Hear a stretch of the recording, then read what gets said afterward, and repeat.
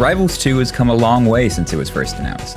Over the last year, the game has been featured at tournaments, had monthly Kickstarter weekends, and looks to be one of the most promising platform fighters ever released.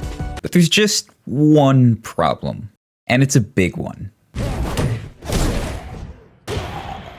What just happened? I've seen a lot of people misunderstand what's going on here, even those with a lot of platform fighter experience. So let's take it from the top. As a disclaimer, I will be simplifying some of these mechanics to make them easier to understand. This is a crouch cancel. By crouching before being hit, you cancel some of the knockback of your opponent's attack. Think of it like armor, a way to trade some of your health in exchange for a counterattack if your opponent is being reckless. If you rely on crouch canceling too heavily, your opponent has a couple options to punish you for it. Attacks that spike downwards will break through crouch cancel armor, and because all you're doing is crouching in place, it's easy for an opponent to grab you. After you've taken enough damage, trying to crouch cancel an attack will instead knock you down to the floor. You're not launched from your opponent's attack, but you're still in a bad position. This is a floor hug, and it works a little differently. If you've played Melee or Project M, you're likely familiar with floor hugging. But it's important to note that in Rivals 2, it's done in a different way.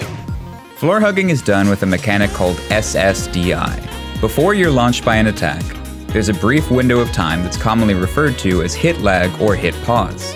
When you hold a direction after hit pause begins, your character will teleport in that direction once it ends.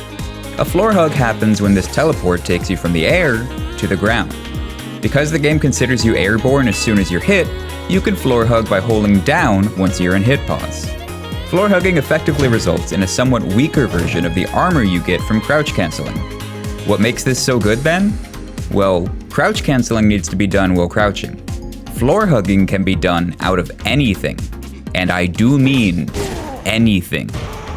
You can floor hug while moving, attacking, grabbing, parrying, in parry stun, rolling, teching, and in knockdown. Nearly everything you would expect to be able to punish now has an additional layer of armor that you need to break through. And even if you were to say, hey, that's fine, I'll just hit them after they're knocked down, think again. Because if your opponent holds the shield button while also holding down and away from you, they will tech the knockdown and tech roll away from you. Depending on the move you hit them with, they'll also carry their momentum into this tech, making them able to escape a follow-up completely. So with all of this in mind, how do you hit anyone at all? Well, remember what I said earlier about those moves that beat crouch canceling? That's it. That's the game.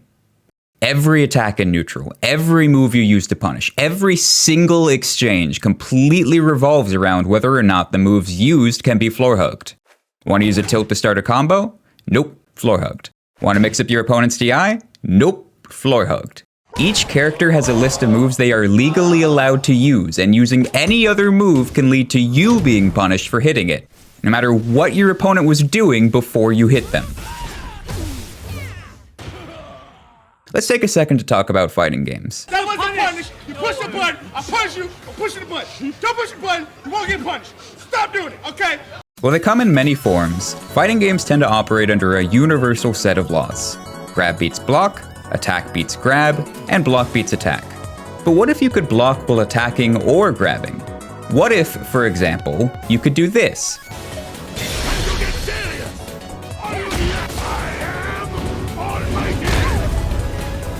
Do you think the Kami player would say, "Ah yes, my mistake, I should have grabbed them. I simply did not understand the nuance this game had to offer. Can of Sprite." Or do you think they would do this? Of course, Rivals 2 isn't a traditional fighting game. It's a platform fighter. It has crazy movement options. It has fast attacks with low end lag. It has a plethora of defensive options like shields, parries, spot dodging, rolling, and why not, crouch canceling. And yet for some reason, if your opponent messes all of that up and whips an attack directly in your face, there are like 3 buttons you're allowed to hit them with.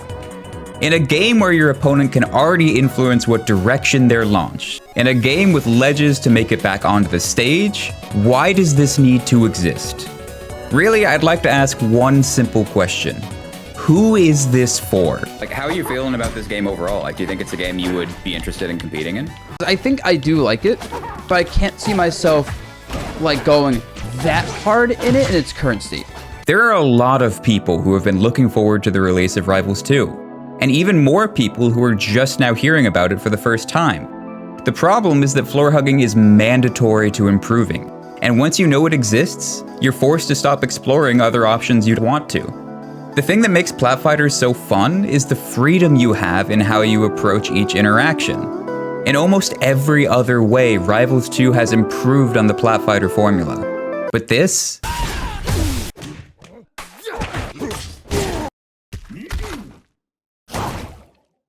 isn't fun.